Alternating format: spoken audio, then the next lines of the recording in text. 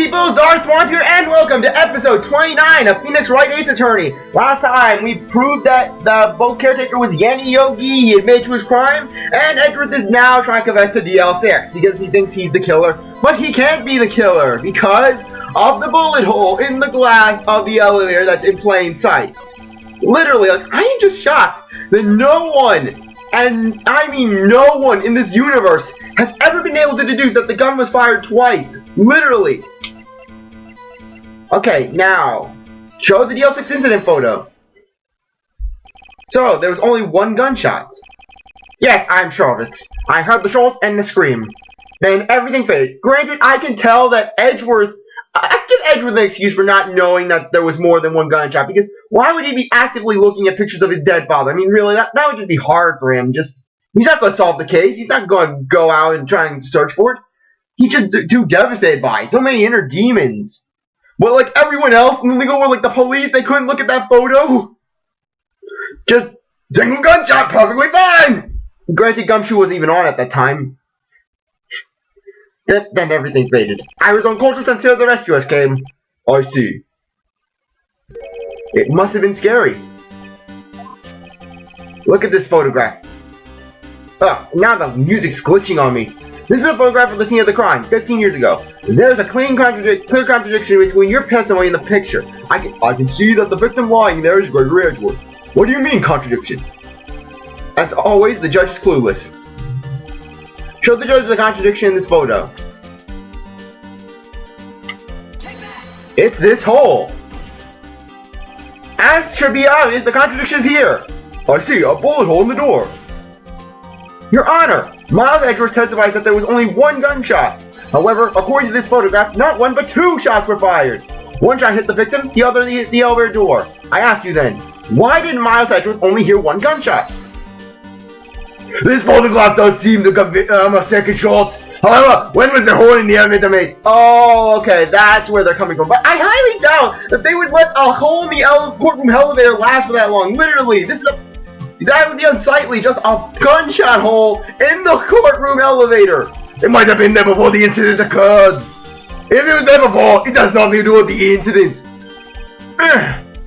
Mr. Wright, do you have any proof that this bullet hole was caused at the time of the incident? Yes. Your Honor, I think I'll be able to show you proof. What? Impossible! No, Mr. Von Karma. Save your surprise for after you've seen the evidence. Very well, Mr. Wright. Show us your proof. What you have that proves the boy.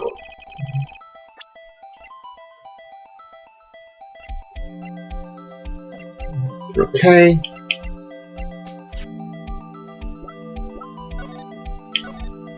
Okay. Yes, here it is. Yeah, I just want to make sure. Your Honor, the weapon is in the box. The evidence is in the box. You do enjoy talking out that fire, don't you? I don't accept these evidence unless you can tell us what page it's on. What page shows us the link between the bullet hole and the DL6 incident? I just want to make sure I'm trusting the right one, because really I don't want to be that ass. Okay, victim data. Yep, just want to make sure. Victim data. Look at the victim data on this file. It says it quite plainly. The murder weapon was fired twice. Miles Edgeworth only heard one gunshot, yet the murder weapon was fired twice. Order! Mr. Wright, what are you driving at? Sorry, what is wrong with me? I hate when I do a new recording session, and this happens. It's simple, Your Honor. At the time of the incident, two shots were fired. One went into Gregory Edgeworth's heart, the other hit the elevator door. Remember that the defendant lost consciousness after the shot he fired rang out. In conclusion, we must agree that the second shot was fired by someone else. But, Mr. Wright, but who could have that someone else be? The murderer, of course. I knew I should have stepped in before your wild fantasies got out of hand, and ruining my good plans. 15 years on the toilet. Mr. Wright, look once more at the DL6 case file. Look closely. Try the case summary page. The case summary? That's on page 1. Look what's written there. Not a single clue was found at the scene. If the pistol hadn't been fired 2 times, then the other bullet would have been discovered on the scene. He does have a point. That second bullet has never been found. Why? Because the second bullet does not exist. The bullet that claimed Gregory Edgeworth's life was the only one fired by his own, was the one fired by his own son. That is the truth of this matter, the whole truth. It was undoubtedly something else that made that bullet hole in the door. Order! I will have order! Mr. Wright has proven one thing to us quite clearly, that the murder weapon was fired twice at the time of the incident. However, as Mr. Von Karma says, the second bullet was fired was not found. It is highly unlikely that the police merely overlooked the second bullet. So all we have is the single bullet fired. I'm afraid I have to discount the defense collective.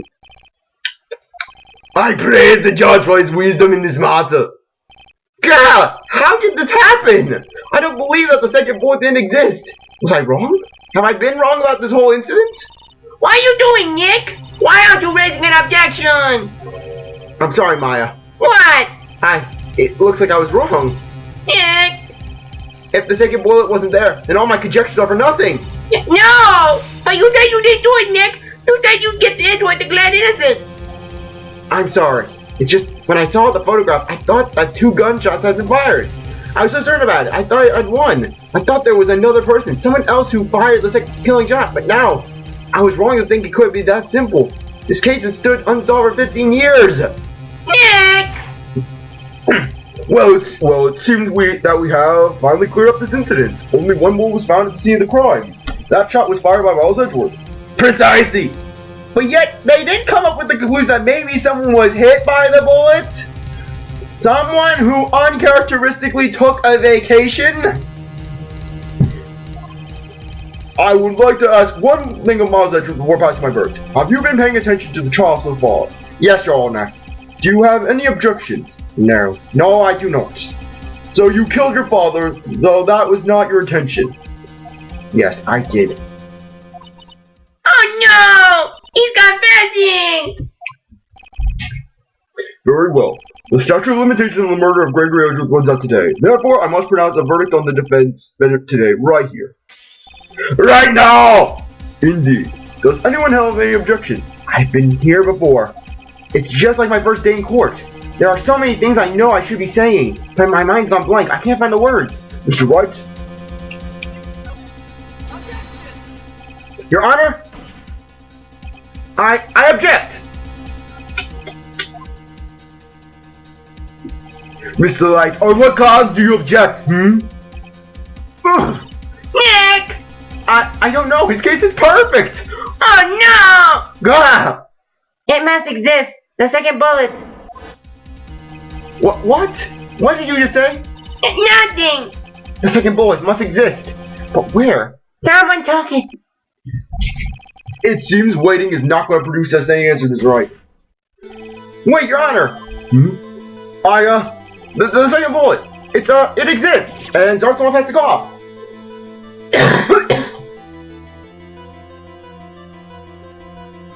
Yeah, had mucus. I'm like snail. But we just heard proof that it doesn't exist. I realize that, Your Honor. I'm just grasping here. It's just someone took it from the scene of the crime. That's what happened. But who? The murderer! The murderer? Then tell us, just who is this murderer? I'm still thinking about that one. So the criminal took the second bullet. Why would he? Huh? First of all, how would he have found it? Well, I could have found him. It's not that easy to find a stray bullet, Mr. Wright. Was there some pressing need for the murderer to search for that bullet? Okay. The murderer didn't need it. Why would the murderer have spent the time to look for the stray bullet? I haven't got a clue. What's wrong, Mr. Wright? Bah! The murderer had no reason to take that bullet. You don't want to admit it, but so. Had to take it. I had to take it. The murderer. What does that mean? You're thinking too normal. Think crazy. Don't think about why the bullet was taken. Think why the bullet had to be taken. Mr. Wright. Yes, Your Honor. I have no idea what I'm doing. Well, the murderer had no intention of taking the bullet from the scene. But, the murderer had to take the bullet. Had to, Mr. Wright. What do you mean? Well, for instance what? Maybe the bullet, hit the murderer. The bullet hit the murderer? Just saying, for instance, I mean, if it hits you, you would have to take it with you, wouldn't you? It's not like you could perform surgery right there, you know? Wait a second. I was just talking off the top of my head, but what if that's really what happened?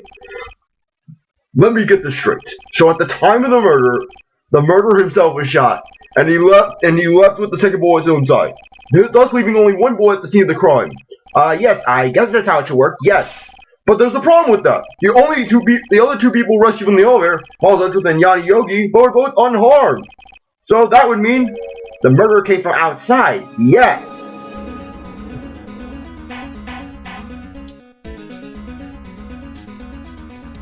The two men fight inside the elevator.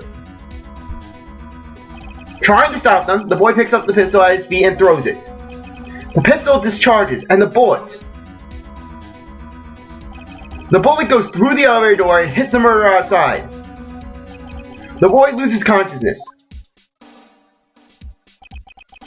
Then the murderer opens up the elevator door and sees the men inside.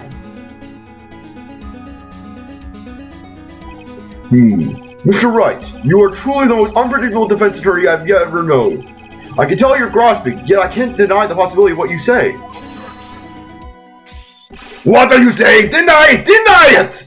No one involved in the incident was wounded. There was no murderer. No one was wounded at the time of the incident. He's right. I can't think of anyone. Hey, Nick! Huh? I just thought of something really crazy. Crazy? Remember what Mr. Borsbook said yesterday? Gregory Edgeworth was dealt up. CzarThwomp is not following my lines. Graham knows some movie. Gregory Edgeworth dealt a blow to his perfect record. Wow! It must have been quite a shock for Von Karma. He took a vacation for several months after that, you see. Yes, an unusual event for that man. That was the first and the last vacation he's taken in his many years of prosecuting. What if Von Karma didn't take that vacation because of shock, but took it because he was injured? Which would mean it could only mean one thing. He was the murderer in the DL6 incident. He was the man who shot Gregory Edgeworth. It was Von Karma. Oh man! Something wrong, Mr. Wright. You seem dazed. No, Your Honor. Well, you have indicated the possibility that the murderer came from outside. Can you give us the name of your suspect? Uh-oh, should I come out and say it now? Say it now! Your Honor, there is a suspect. One lone suspect! And then I was like, damn it! He's thinking that just, damn it! 15 years! Damn it, then! Well, this is certainly interesting news. Very well, Mr. Wright. Who is your suspect? My hands are shaking. But be what? Von Karma! Von Karma! And all I'm ever gonna do is just smirk. He's like, it's my plan! You mean the Von Karma? The prosecutor? Sitting right there? No, I was meaning the donut baker. Bah! You don't object? I see no need. Why honor this ridiculous output with my objection? Because you took a vacation for several months starting the day after the incident! You brought yourself on a perfect record! That vacation, FYI, was part of my punishment for my first penalty! Why would you take such a long vacation for that reason? So you're claiming that I took a vacation to heal my injury from the incident? Fascinating. Prove it! I would have needed surgery, no? Or did I go under the knife at Mr. Wright? Bring the doctor that operated on me! Have him testify! Nick! Let's find out who this doctor is! It's no use. Edgeworth? I know Von Karma, perhaps too well. He's perfect. He wouldn't leave clues. He probably didn't undergo surgery. That would leave a doctor as a witness. Nobody's that perfect. So what, Nick? If Von Karma put the bullet out by himself? That's insane! Well, Manfred is insane. Look at him. What type of guy kills his archenemy, then adopts the guy's son, raises the boy for 15 years, actually showing favoritism over his own children, and then basically only them up to take a fall 15 years later. Literally, that's Manfred for you. No, he couldn't have. You can't just pull out bullets out by yourself. Wait, what does that mean? That bullet has to be somewhere. But where? Well, Mr. Wright, can you produce evidence to prove that I was shot? Show evidence. Alright, Von Karma, I'll prove it. And I'll even use evidence. I know how much you like it so much. What? The evidence that proves that Von Karma's shot is... We come in with our metal detector. Von Karma's perfect. He wouldn't risk surgery, leaving an evidence trail. So then I asked, where is that bullet now? I think it's unlikely that Von Karma performed surgery on himself. You don't mean... I do. There is a possibility that the bullet is still inside Von Karma. Is that even possible for all these years? Well, there's one way to find out. We could use this metal detector. Well, Von Karma, I'm gonna run this over you and see what we find. I refuse! You refuse? But what refusing this means? You acknowledge that the bullet is still inside you. Order! Your Honor, the defense requests that we be allowed to use the metal detector. Judge, I call my suspension of this trial. This is an invasion of privacy. And so, you stop laughing, Defense. I see you in the audience, and you are not laughing at my misery. Ow! You know, Von Karma, this is better than prime time. Literally, I could just picture this blaze. He just comes by, he and Gan just come by, and they're just sitting in the audience for these past, in the gallery for these past few days, because they know for a fact, they knew the truth the entire time, but they just wanted to cover it up. And not to mention just seeing Manfred trying to execute this plan and just watching it unfold. It's one of those things that you have to watch. It's like Old Faithful erupting or a lunar or a solar eclipse. You just have to be there and just see it unfold. It was you who said we had to end this right here, right now. Enough! I permit the use of the metal detector. Mr. Von Karma, you will submit yourself to testing. Nick, what does it mean? I don't know, but we have to give it a shot.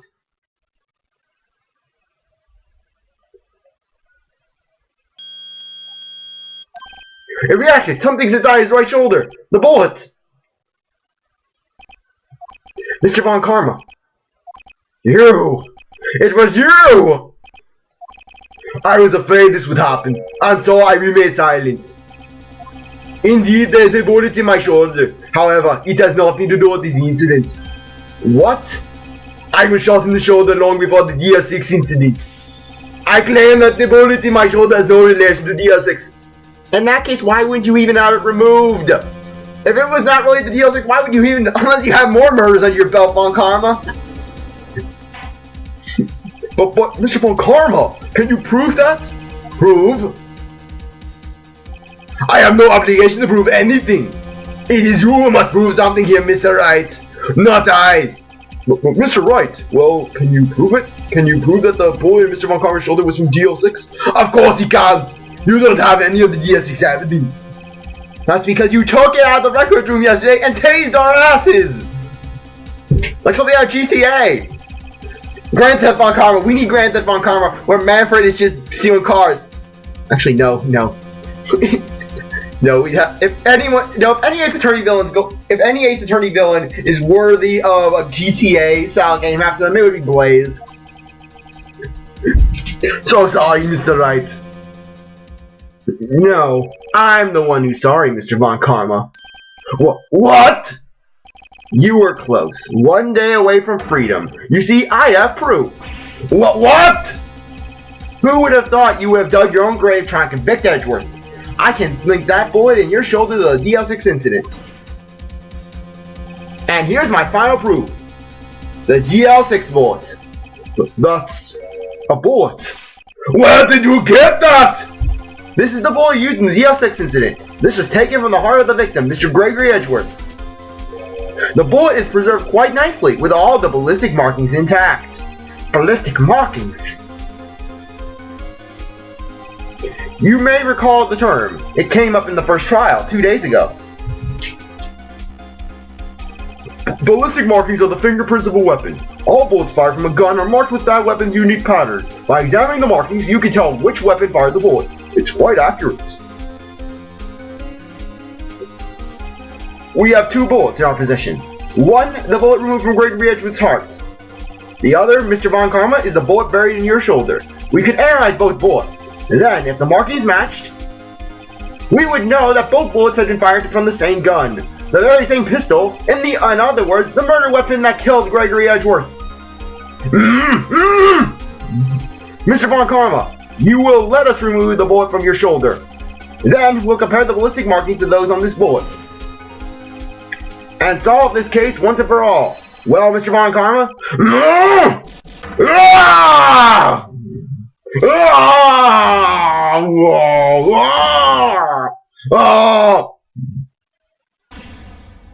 That scream.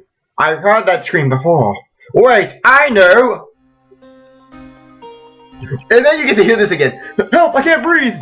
Quiet, I said quiet. You're not making this any easier. Stop breathing my air! I'll stop you. Stop breathing my air! I cannot go that way. Get away! Get away from my father! Hey! Oh!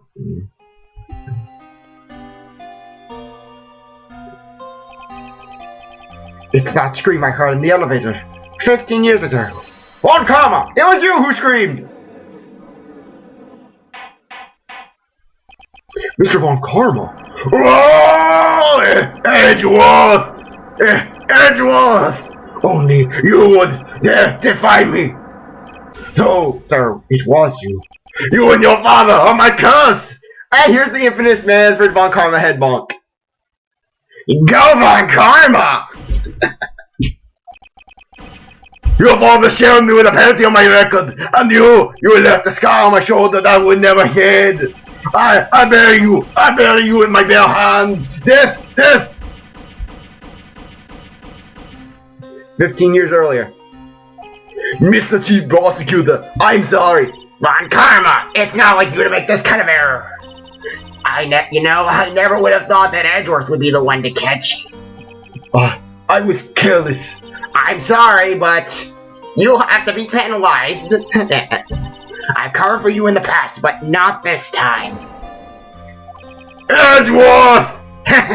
So, you want to go? Von Karma, don't make a scene. It's just like you going to and don't go to Pancake Cafe. Literally, just go and get a man's breakfast at Benny's. Get the slam dunk. As eggs, as bacon, as pancakes, as everything a guy wants. Not that damn boysenberry syrup. Ugh, you see? That stuff just does not deal well with anyone. It was a shock like none I had ever known. Me. Penalized! It took hours for me to regain my composure. Suddenly, I found myself in the darkness. I was in the court records room. I must have wandered in there without thinking where I was going. The room was pitch black. The light must have gone out. I went out in the hall and felt my way to the elevator. I pressed the button and nothing happened. Then, there was a noise. I was in pain, a horrible burning pain in my shoulder. Just then, the lights came back on, the elevator door opened before my eyes. I saw 3 people inside, all lying unconscious from oxygen deprivation. Much to my surprise, a pistol lay at my feet. I knew then it was destiny.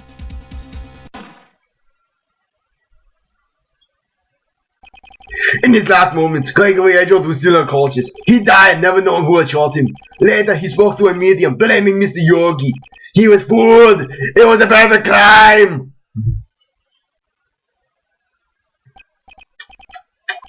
Who would have thought another man would have come to open that elevator door? Judge! What? What are you doing? Do your job. Bring an end to this miserable charge. Now, end it. Oh, very well. It appears that we have come a very long way to the end of this maze. 15 years later, Mr. Miles Edgeworth. Yes, Your Honor, you were innocent. You are innocent. As you said, it was all a nightmare. Yes, Your Honor. This court finds the defendant, Mr. Miles Edgeworth, not guilty. Confetti! What is it with this confetti? Every time confetti! That is all. The court is adjourned. But really, it would have actually been scary to think about what Manfred would have done to Phoenix had Edgeworth been convicted of if Edgeworth would have been convicted of the DL6 charge, because Edgeworth would have still because Manfred's record would have still been soiled by just the whole Robert Hammond trial. So frankly, if Gregory was willing to do that was willing to kill a guy over a single penalty, then one can only imagine the lengths he'd go to get back at Phoenix. Oh my gosh, Manfred going after Phoenix, and then Kristoff, he's just sitting outside the law firm. He's just sitting like holding a bag. He's like, Mr. Von Karma, please get away. He's mine. He's mine, Von Karma. I claim him. Nick, we did it! Did you see his face? Von Karma looked even paler than usual. He pretended to be all cool, but I thought you crushed him, Nick. Crushed! I gotta say, I'm impressed. It was pretty close though. I was sure we had it. I know I was on the verge of tears the whole time myself, but now it's all just a good memory. So it's finally over, Edgeworth. Right. Yeah. I'm not sure how to say this. I know. Try thank you. Thank you? What is that phrase that you're talking about? It means that you're showing appreciation for someone, Edgeworth. What is this appreciation of which you speak of? I don't know what that means. I see. Thank you, Wright. You're welcome. I think you could have done better than that. Sorry, I'm not very good at that sort of thing. You got nothing on, Edgeworth. Dear. Whoop! Amazing, pal, you pulled through just like I thought you would. I'll never forget this. I owe you a pal. And tonight, let's party. Dinner's on me. You can have your choice of any cup of instant noodle. Yeah, my salary went down a bit this month. But who cares? See, Mr. Edgeworth, you should take a lesson with Detective Gumshoe. After you say thank you. I see. Ahem. Whoop! I feel foolish. Don't worry, take it your time. You'll get used to it. It's been 15 years since I've seen Edgeworth this unguarded. Hey, y'all. Lada! Yeah, we're great in there. Thank you. Yo, Edgeworth. Congrats. Sorry, I'm so out of it. Thank you all very much. I knew you was innocent from the start, of course. Just look at you. You wouldn't stick your hand in the cookie jar even if no one's there. You were the witness on the first day of the trial, weren't you? Yeah, well, let bygones be bygones, eh? Speaking of which, what are you doing now, Lotta? Who, me? Oh, I went back to college. I guess try to be an investigative photographer pretty quick. Really? That's too bad. Huh? Isn't that the hot dog guy from the park? Huh? It's over, Nick! My life is over! Why the sad face, Larry? What happened now? Oh, Nick! I'm not long for this world! You don't look sick. It's Beyonce! She's going to live in Paris! Paris, Nick! She's leaving me behind! Larry. Yo, Edgy! There you are! Yes, here I am. Oh God, it's Larry. Congrats, Edgy! Here, a little gift from me in celebration! Celebration? That's unusual for you. Harry, but you come along too tonight! You come along too tonight, my treat, pal! Huh? Thanks! Looking forward to it. Yo, Nick! That's the suit that questioned me. When he says treat, that's that police officer prison food, right? Right? I think you'll be fine, Larry. Right. Yeah? What's up? That's an envelope that Larry gave me. It's got money in it. Well, yeah, that's not that strange. People give money away to celebrate sometimes. It's $38, right? That's right! Larry kept that money for 15 years! Larry kept $38 in that envelope for 15 years! And then just to really add insult to injury, he could have even used that money to pay Phoenix back! What, was he like reminded, like he just misplaced it and only found it now? I mean, that's a weird amount. I mean, it's not little, but it's not a lot either. $30 exactly. Nick? What's that exactly the amount of lunch money that was stolen from Mr. Edgeworth in school? $30. No! No! Larry, it was you! Why are you so surprised about Wright? Huh? Larry was absent that day from school, right? But that doesn't automatically rule him out as a suspect. What? Think back to that day 15 years ago. Larry took the day off, but he was bored. He came to school anyways. Then he saw the money lying there, and the rest is history. I was never good at history. Edgeworth, you didn't know, did you? I suspected. I just couldn't picture Larry protecting you like he did that day. Everyone else was saying you did it. The whole class was against you, remember? Yeah, too well. Right, you may not know this, but we used to have a saying back in school. When something smells, it's usually the butts. I know! Really, Wright? I'm surprised you didn't figure it out. Well, this is sure an unexpected turn of events, eh? Edgeworth? You should have told me! You didn't ask, Wright. No, Nick, it was 15 years ago. Don't you think the statute of limitations run out, Mr. Edgeworth? I'd say so, yes. There you have it. Where does that leave me? I became a defense attorney because of what you two did. Well, I'd call you a goody two-shoes to the extreme. Yeah, and you get worked up too easily too. The death sentence for both of you. Man, if only I'd known, I'd have become a prosecutor. Yes, and then Larry's prosecuting Larry for Cindy's death. The same goes for me, only the other way around. For the longest time, I thought that I might have killed my own father. I thought I might be a criminal. I became a prosecutor in part to punish myself. If I had known the truth, I might have become a defense attorney after all. Edgeworth. Want to switch, Wright? Hey, y'all, line up, I'll take a photo. Hey, photo time, let's go! And after that, dinner's on me! Instant noodles for all! Dumpster noodles! Detective Gumshoe took us out to the town that night. We celebrated Edgeworth's newfound freedom, although Edgeworth was still in detention. December 29th, 5:02 a.m., Wright & Co. law offices. Whoa, I went a little overboard yesterday. My head hurts. Yeah, one of the few times Phoenix actually drinks in this series. Huh? It's still only 5. Maybe I should go back to sleep. What's this? A letter. Good morning, Nick. You were really impressive yesterday, didn't you? It made me think about what I'm doing here. I'm a spirit medium, in training, of course. I wanted to help Mr. Edgeworth too. I wanted to help you, but I couldn't. I was useless.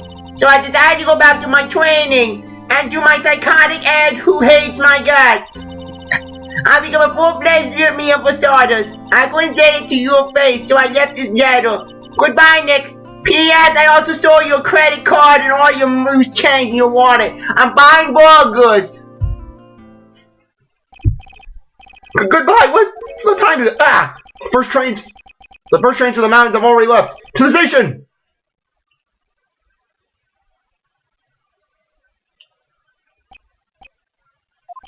I guess I'm too late. Hey, Nick. Maya. So, you're leaving? Yeah, it's hard being a spirit medium. We're gonna talk to spirits, and I think you'll do fine without me, Nick. Be good, okay? No, little did I realize just...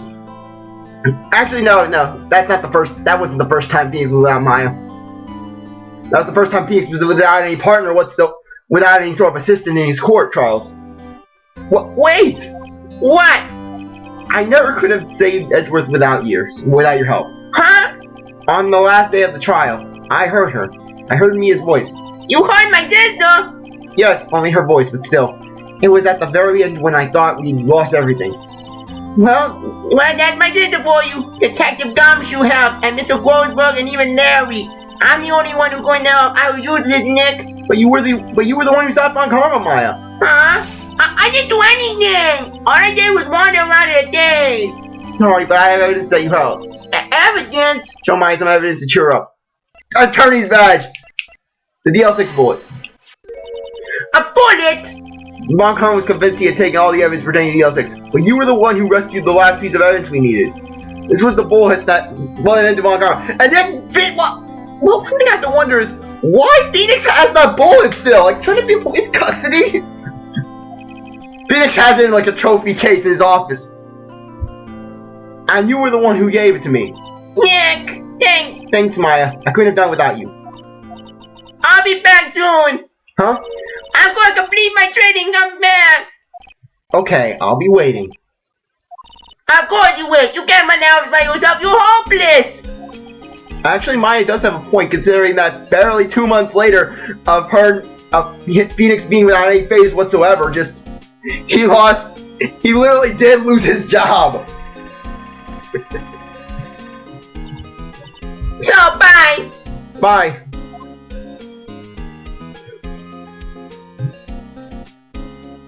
Yes, we get crying Maya. What would have been even more complete is just have that train, is just have Maya pushing a giant shopping cart full of burgers that she bought with Nick's stolen credit card. And so my story ends. Time to turn a new page and say goodbye to the novice defense attorney that I once was. And after that moment, I stopped showing damning evidence to the people who I suspect of actually committing the murder. Now a new story begins with the same old crazy cast of characters. Ha! Don't think you've graduated yet, amateur! Mr. Wright, perhaps you'd like to rethink that claim. Yes, Your Honor. Uh-oh, I've got a bad feeling about this.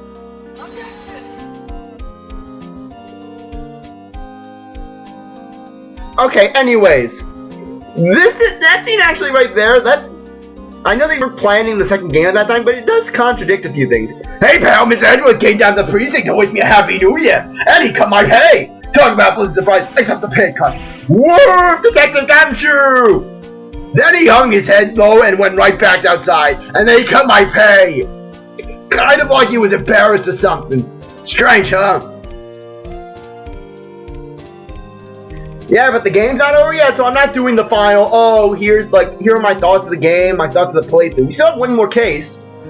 And before you say, oh, CzarThwomp, you're so spoilery, you're spoiling everything for me. You should know, this is the exact opposite of my Danganronpa playthroughs. I know exactly what's going on. And Larry's still dating models who run away from him.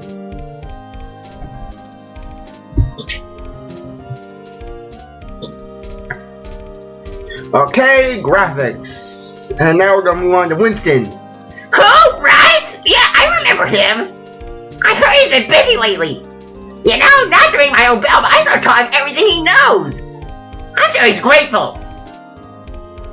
Well, that sounds ridiculous. It is actually true, since Winston was the first prosecutor Phoenix went up against. He helped build the building blocks to the case. Phoenix Wright. The defense attorney for whom I wrote that affidavit for, yes? Oh, you should know, I've taken over management of the Gatewater Hotel recently. You be in the area, please stop by. Oh, there will be so many dead people in the basement.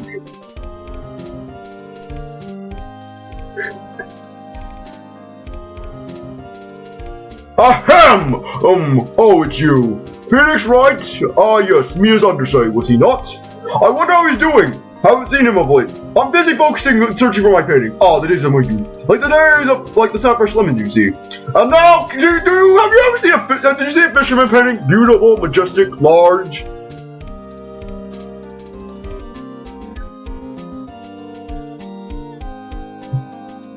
Phoenix Wright? He's an actor? Well, I'm not buying it. You can't be a star with a name like Phoenix. Did you know that they're putting DVDs like... And Obeg's fast speed. I was not prepared for that one. Especially now my Mew voice. Ugh, I cannot do that voice. I'm pleased to announce that The Pink Princess is a hit. I sure owe that Mr. Wright a great deal. Oh, I'm keeping my face out of the public eye till the show's over. I wouldn't want to ruin any kid's dreams, you know. Yeah, Will is the Pink Princess. Ugh. So many people got chibied probably from that. Ugh.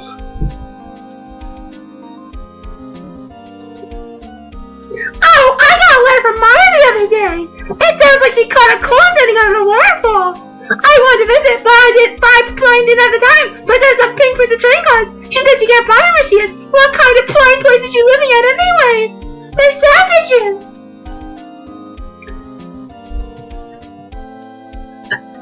I'm sorry, Penny is just so plain. Right? Who's that? You want to talk? Let's talk big business. Alright. But, you know, I snuck into the studio the other day, and I saw her, the one inside the big business suit. What a dog! It was kind of a shock for a boy of my tender age. And Cody had to go to therapy for 5 years.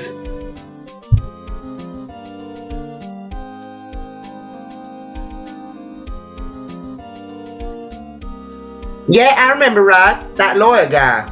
Huh, me? I'm in training to becoming a paranormal photographer. You know that picture I took of everyone?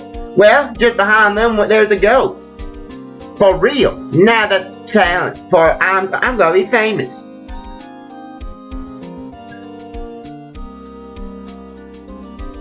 Yes. Come on. Move it. Yes, Mia just being there as the Force Ghost of the Ace Attorney series. Phoenix, go to Dagobah! Go to the Dagobah system! Okay.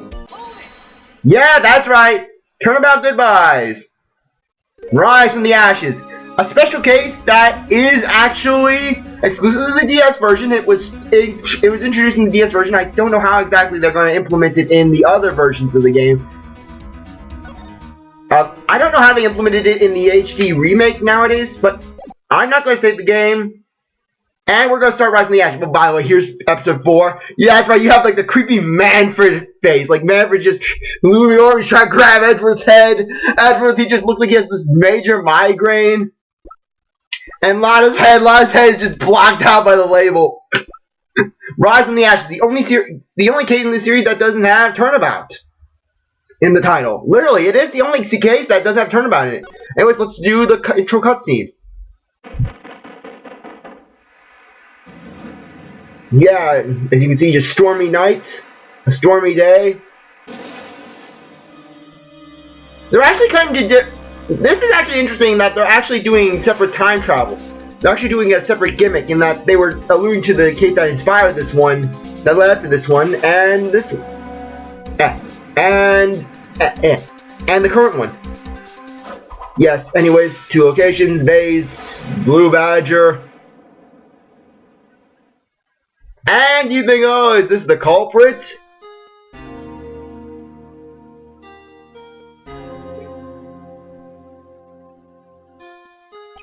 It's been 2 months since Maya left the office. 2 months without a single trial. I had offers, but none I took. That is, until the day that girl showed up. Okay, I am not even sure how I'm going to do this voice. February 22nd, 10:02 a.m. Wright Law. Okay. Why do I come here to the office every day? It's not like I want to work. Then how are you paying the bills, Phoenix? There you are, finally! Where have you been? I don't know. Emma's getting the Chiaki voice. My sister's trial tomorrow! Ah, better yet, I'll do the Kamara voice. Who are you? It doesn't matter who I am. It only matters who you are. You're the famous defense attorney, Mia Fey.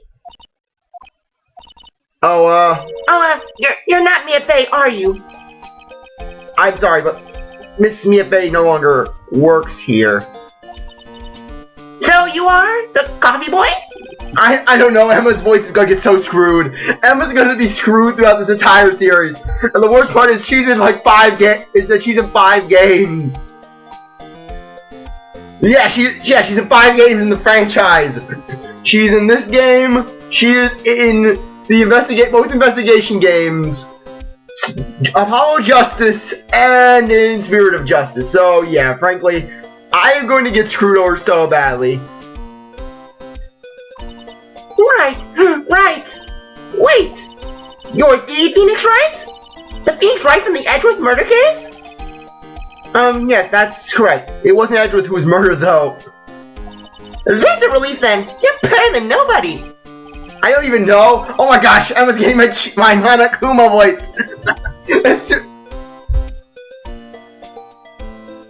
my gosh, I don't even know what I'm doing for Emma's voice.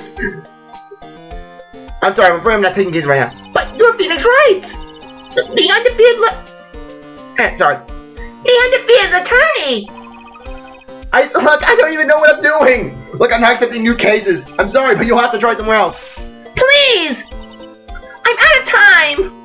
But, Please, you have to help! It's my sister! yes, and now you'll see it, that Emma was the first Maya clone. Could it be? Okay, I'll hear you out. Really? Thank you so much! My name's Emma Sky. I'm a scientific investigator. Scientific investigator?